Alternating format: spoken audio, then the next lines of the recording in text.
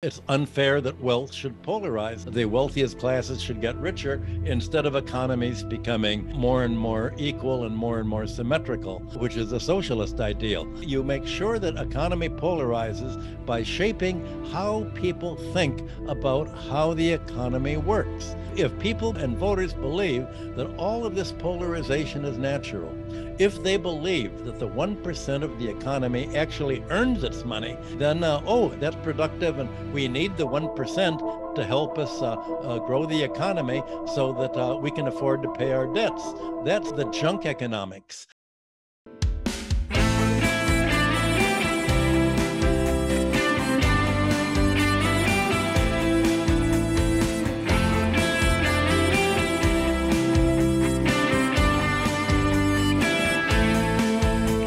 Well, the government itself is public utility that's been financialized in the West. The financial class, the bankers, and the landlord class have taken over the government.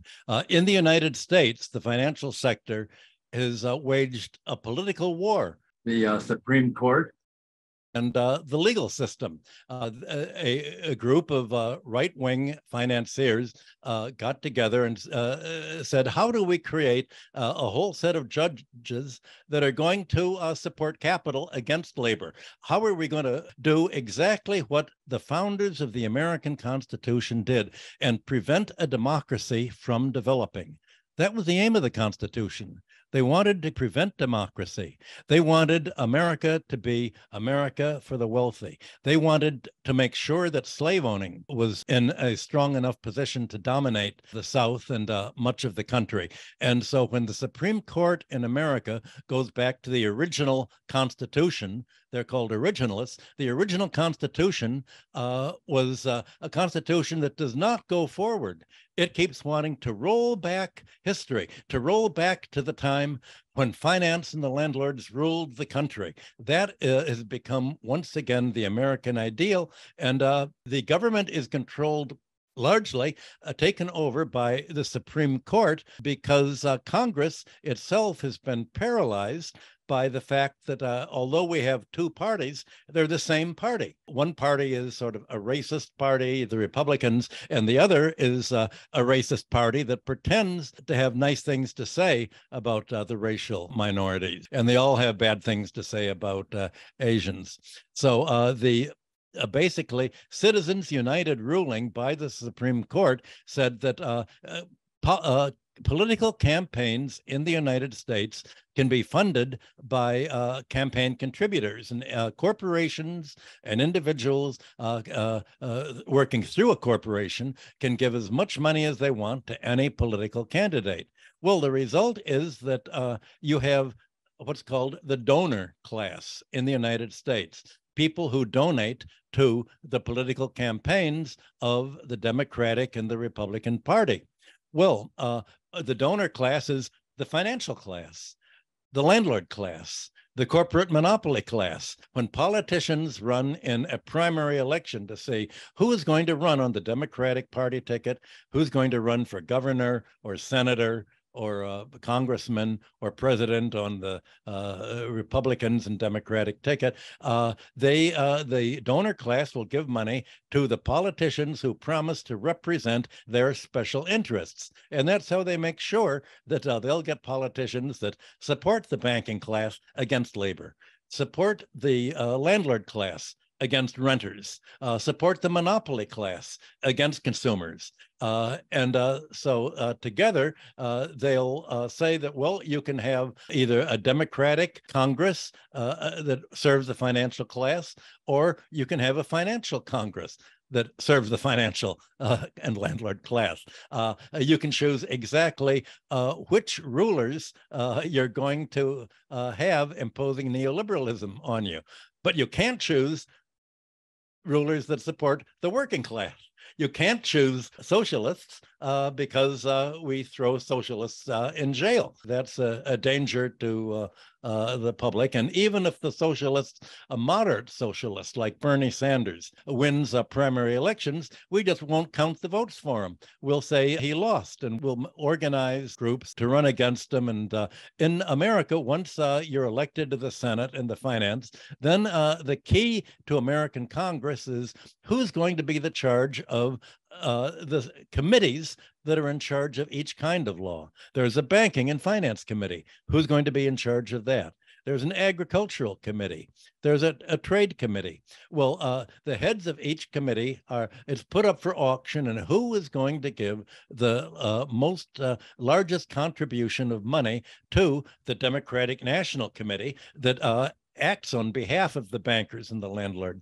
Well, whoever pays the most gets to be the committee head. So that way, the wealthy donors in America get to pick who runs for the election. And once you have an array of congressmen and senators who are elected, the politician that gets the most money from the finance and real estate monopoly sector gets to buy the chairmanship of the committee to make sure that the committee backs the policies of the donors who put the politician in power, the finance, insurance, and real estate sector, the fire sector. So that basically is how politics are run in the United States. The government has been financialized. And the program of both parties is to cut taxes on wealth. You get rid of progressive taxation. You don't tax economic rent. You tax labor and industry. You don't tax rentier income, and you shift the tax burden onto labor and industry, and that's why one of the main reasons, as I've explained, why America is deindustrializing. Well, the result of all of this dominant role by the wealthiest 1% is that the donor class gets to determine what policies get voted for and what gets supported. And if for some reason the politicians should represent the interests of their own voters, then there will be a protest. It'll go to the Supreme Court, and the Supreme Court will say that if something is in the interest of labor, who are the majority of voters, then it's unconstitutional and will prevent it. So the Supreme Court is very much against labor unions. It's against government regulation of the environment, government regulation of preventing financial fraud and crime. You have essentially the financial class developing into a kind of criminogenic class is a word that my colleague Bill Black has created at the University of Missouri at Kansas City. And you have a criminogenic financial and landlord class, and it protects itself through the Supreme Court. If you're a burglar or a criminal in any big American city, who are you going to want as your partners? You're going to want the police as a partner. You're going to want to tell the police, I'm going to rob a safe at this house tonight, so make sure you don't go anywhere near this house if there's an alarm. And that's why the petty criminal will work with the police. Well, you could say that the financial class works hand in hand with the Supreme Court and the regular courts. Judges have to be elected in the United States, and their election is put up same way by the donor class, and of course the politicians are. So basically, you could look at the whole Western economy is been taken over by the warlords, and if you're a financial warlords, then you're very much like the people who conquered England and France and Spain, and the settlers who conquered America in time past. So the neoliberal economic program also aims, as I said, to privatize the public infrastructure. Once you sell a railroad or a monopoly, you want to let it charge as high a monopoly price as it can, because it'll pay out this monopoly price in the form of dividends, or it'll use its monopoly income to buy its own stock and push up its stock and make money for shareholders. And it'll make money financially, as I mentioned, by financial engineering, not by industrial engineering. So the result is the economy polarizes more and more between a rich class, fire sector class of finance, insurance, and real estate at the top that makes money without working, and a poorer and poorer, more indebted class of workers and consumers and voters that don't really have the power to really determine who they get to vote for, because that's all determined by the wealthiest 1%, the donor class. And obviously, that economic system is unfair. And it's unfair that wealth should polarize. The wealthiest classes should get richer instead of economies becoming more and more equal and more symmetrical, which is a socialist ideal. You make sure that economy polarizes by shaping how people think about how the economy works. If people and voters believe that all of this polarization is natural, if they believe that the 1% of the economy actually earns its money, then, oh, that's productive, and we need the 1% to help us grow the economy so that we can afford to pay our debts. That's the junk economics that's taught in the United States. And you have democratic think tanks work to propagandize this teaching of economic thought. And the sort of international non-governmental organizations are created all over the world to promote teaching abroad that everybody needs the financial managers for the economy. You don't need politics and industry to manage finance. You need financial managers and bankers and bondholders to manage government and to manage industry. That's what people are taught is the natural economic order. And so you don't want to teach the history of civilization, because if they understand Greek and Roman history and feudal history and ancient Near Eastern history, then you realize that an oligarchy is what's destroyed economies, not helped it grow. So you can't teach economic history. You have to teach this idea that there's no such thing as unearned income, no such thing as the economic rent, and that the classical economists talked about. And so what universities teach in Western economics courses is really a public relations lobbying by the financial sector against labor and by the landlord sector against renters and home buyers.